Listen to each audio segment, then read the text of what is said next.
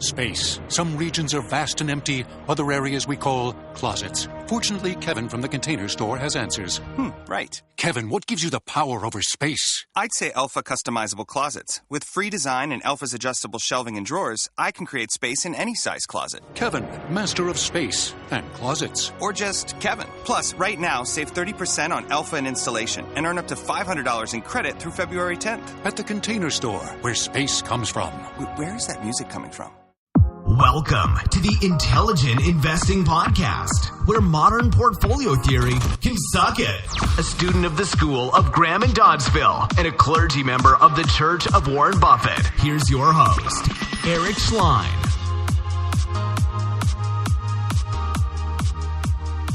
Hi, this is Eric Schleien. You are listening to the Intelligent Investing Podcast. Today we have Anthony Waldichuk back on with us, and welcome, Anthony, back to the show. Well, thank you. It's good to be back. Absolutely. So you are here to talk about National Stockyards today. So tell us a little bit about this company. Okay. Well, National Stockyards is a pretty small company and a $12 million market cap. Their main business is the National Stockyards in Oakland, outside of Oklahoma City, where they essentially it's if you go online, you can see daily cattle auctions there. So as the name says, it's a stockyard. So nothing too exciting. But the one bit of side business that they've taken on a number of years back is up in East St. Louis off the Mississippi. They own the old Armour meatpacking plant, which does not exist anymore because the business somewhat went under. So, well, let's put it this way: it's East St. Louis. Yeah, I was gonna say it's just saying exactly. So it is actually outside of East St. Louis. So if you're familiar with downtown East St. Louis, no, it's not. They're not. They're not in the business of renting out liquor stores and the like. It's actually. The old Armour meatpacking plant is a very large lot of land. It's about, I think it was about 200 acres, roughly. That's riverfront. And they basically disassembled and got rid of everything, the entire meatpacking plant. So, and they're doing environmental remediation on that. Right now, so as it stands right now, they still have about 191 acres. So, like 2 years ago, they sold 11 acres off for $890,000. So, roughly speaking, if you apply that to, if you apply it, they carry it at about that land at about $3 million. So, if you look at, let's see here, they have 191 acres left. So, if you're looking at, let's see, 910, so about $90,000 per acre times 191 acres. I mean, that's a substantial amount of money for a company that's worth $12 million.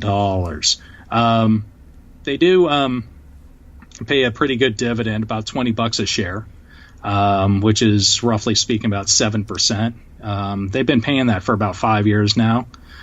They state that the operations at the National Stockyards, at the Oklahoma Stockyards, pay for that dividend. So their cash flow pretty well. The Stockyards itself, they probably have about $1 million a year in sales. So from that does fund that dividend pretty nicely. As far as you're looking at what they've done with that, just to skip back up to the East St. Louis land, they actually have cleaved off some of that to put. There's a large golf course that they are 50% owners in, but they don't carry on the books for one reason or another. Who are they selling this land to? Mostly to the local government. They're actually putting freeways, streets, and off ramps from the freeway to the streets to make that land accessible. So they realize that they need to expand East St. Louis and hopefully and produce that make that land more productive than the downtown area might be. So they're trying to do the right thing, and so through partnerships, eminent domain, that they're selling this land off. So they, like I said, they're carrying value of that land is probably about $3 million. Roughly speaking, it's probably worth 3 times that. They need to run through and do a little bit more environmental and remediation on it. But, I've seen, like I said, the dividends $20 a share. But, in years past, I've seen dividends reaching up to $35-$40 a share. You can go back on like OTC markets and check out the dividend history of this company. It's always substantial. As far as what do they have on hand, they don't, unlike the other securities I've talked about, they don't have a slug of securities and on their books. However, they do carry about $2 million of cash on hand, and there's no debt on the company. So when you add it all up, it does come in substantially higher than $12 million. It's not very liquid. It probably trades once or twice a week, and even when it does trade at, about $280 a share, you're really looking at maybe 5-10 shares total being traded. So, nothing spectacular, but, it's an interesting name, and who's running this company? Who's the management behind this? It's the folks at Oklahoma Stockyards. They've they run it from afar. They do have a handful of people on site, mostly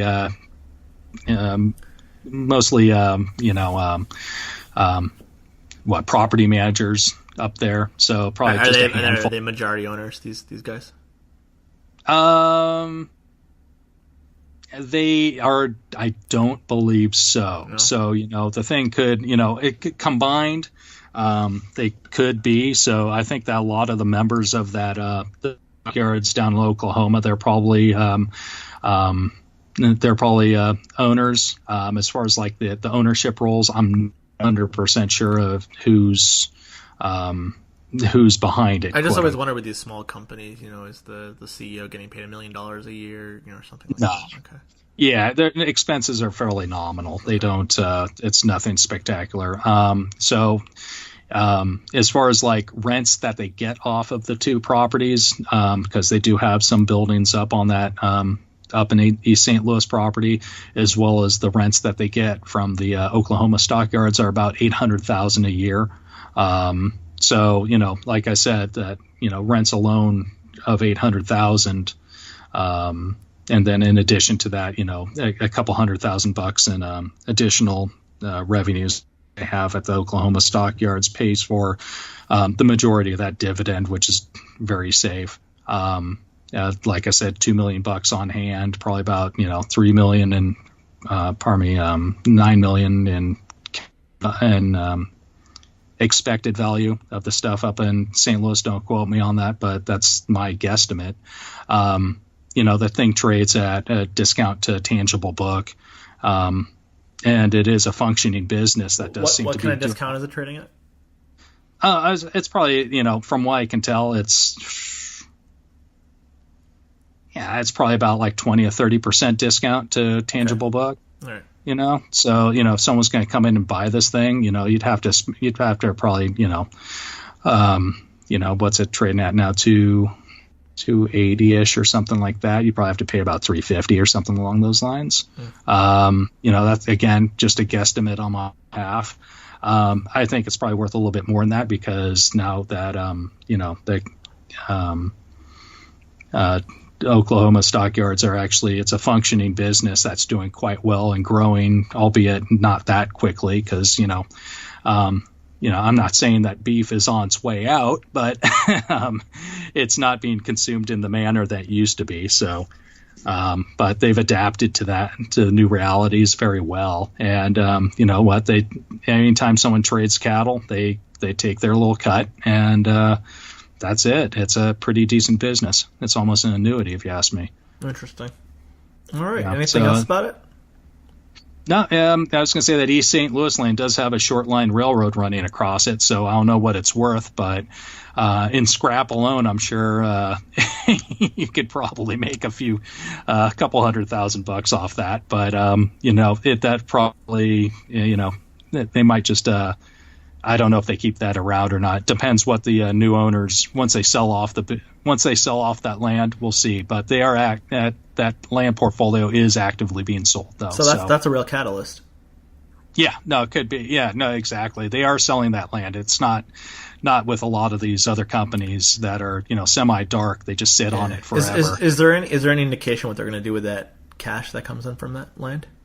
I would bet that they pay it out. They're very good at basically anything up in if you look at their earnings over the years, anytime that they had some sort of large land sale, for instance, they've upped their dividend that they pay out every year. It's a once a year dividend. Like I said, it's usually $20, but can range up to 35 or 40 if you look at the dividend history, and that'll goes hand in hand with land sales. Interesting. All right, very interesting. Well, Anthony, I appreciate you coming on. No problem at all. Glad to be here, and thanks for having me. All right. Have a good rest of your day. Hey, you too. Thanks. Bye. Bye. Thank you for listening to the Intelligent Investing Podcast with Eric Schleien. If you'd like to connect with Eric for questions, comments, feedback, ideas, or to inquire about being on the show, please contact Eric at intelligentinvesting@gmail.com. So, in the words of Charlie Munger, I have nothing to add.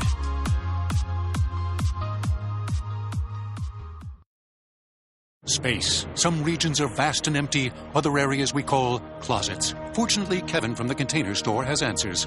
Right. Kevin, what gives you the power over space? I'd say Alpha customizable closets. With free design and Alpha's adjustable shelving and drawers, I can create space in any size closet. Kevin, master of space and closets. Or just Kevin. Plus, right now, save 30% on Alpha and installation and earn up to $500 in credit through February 10th. At the Container Store, where space comes from.